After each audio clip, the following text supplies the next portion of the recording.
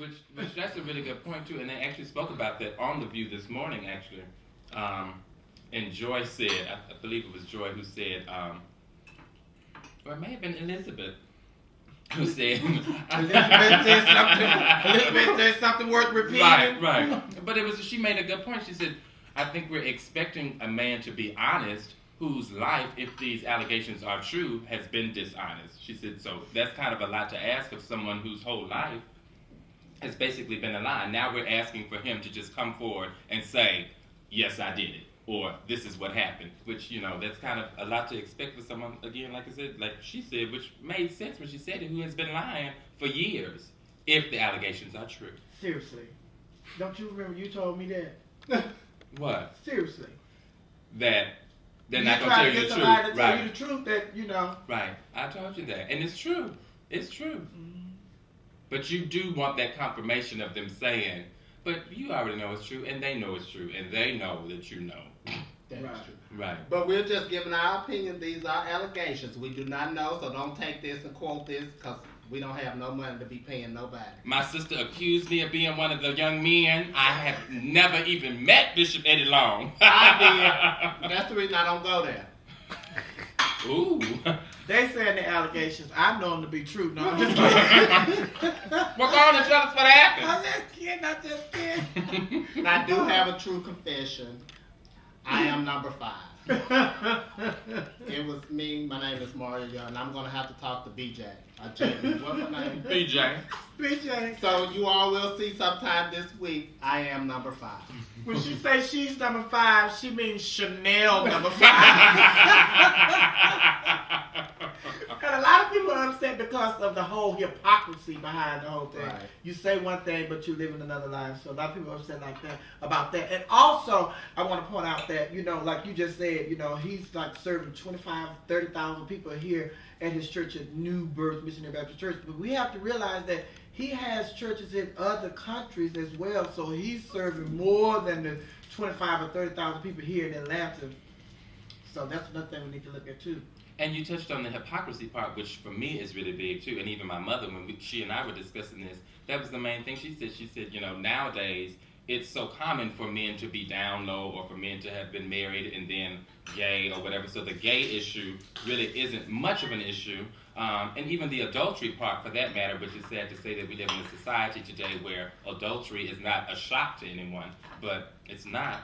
Like you say, it is the hypocrisy. This is a man who has spoken out numerous times against homosexuality, arranged marches and protests against gay marriage, and one of the young men actually said that the two of them did a covenant. They had a covenant ceremony where they had candles and read scripture and exchanged jewelry, which sounds a lot like a wedding to me. Not having done it before, because it's not legal for me to marry someone that I fall in love with. Who was the bride? I wouldn't know for sure. Who was the bride? The church. But even thinking about that, like, even with the Brown family, isn't that guy named to have 4 wives? When we talk about all that. Mm-hmm.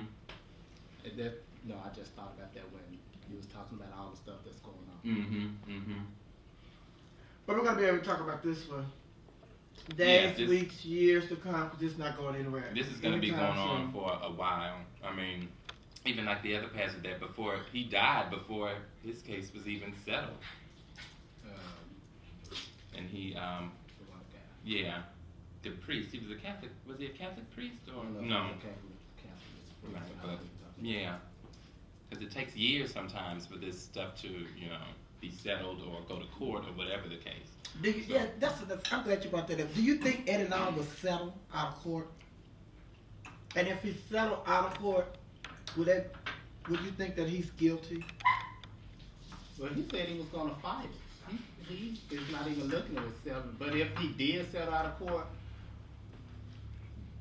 my human side of me says that's guilt. And I don't think that's the first time that he has settled out of court about something like this. And I definitely agree. To me, a settlement is kind of admitting guilt. Because if you really are innocent, why not fight it? Right. Why not go to court? He definitely has the money to fight it. We all know that, going to court is very expensive. But this is a man who can definitely do that, especially if it's this. This is very serious. These are very serious allegations. But why would those guys come and put their life? They still have life to live. They're around certain people, so why would they come out and say all this type of stuff and still have to live their own life? You know, who want to come out their front door and be criticized? So I don't think they have no reason to just come out and say those type of things. But then, out of all the people in the world, why would they pick him? So I mean, there's other people they could have picked on or said certain things, but out of all people, why would they pick him if this is a lie or whatever? Yeah, and that's another valid point. I mean, who would put themselves in the public eye in such a situation as this, you know, and pretty much because from what it seems as if these guys are not really saying that they're necessarily gay. Right. So the acts that they're alleged with are pretty gay, if you ask me. Well, gifts being gay all my life, I think maybe a slight authority. Gifts will make you do a lot of things, especially if you didn't have them. I mean, you have to look at what he was offering. Yeah. I'm up for it. Call me.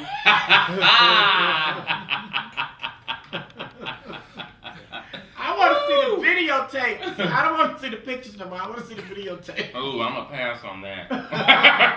That's gonna tell the story. What do you all think about other pastors that are saying things about this, or not even saying anything for them? Well, I think with any type of organization, so to speak, there is a certain spoken or unspoken loyalty that you have for each other. So until something is proven one way or another, I wouldn't really expect for them to speak out against it.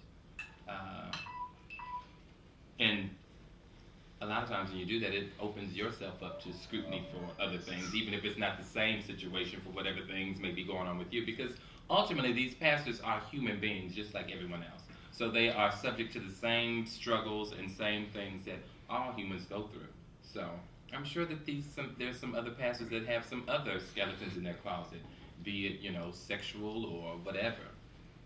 Well, of course we know that to be true. One that these allegations have hit. It's just that he's the latest one that had fallen prey to this. But also the other pastors couldn't come out and speak on his behalf because he waited like a whole week before he came out and said something. Then the first time he said something was at the church. So you can't go and give your opinion about somebody when you don't know if he's going to come out and say, well, I did these things, or deny the things that he's been accused of. So I think that's why a lot of pastors were waiting, before they spoke out, for or against.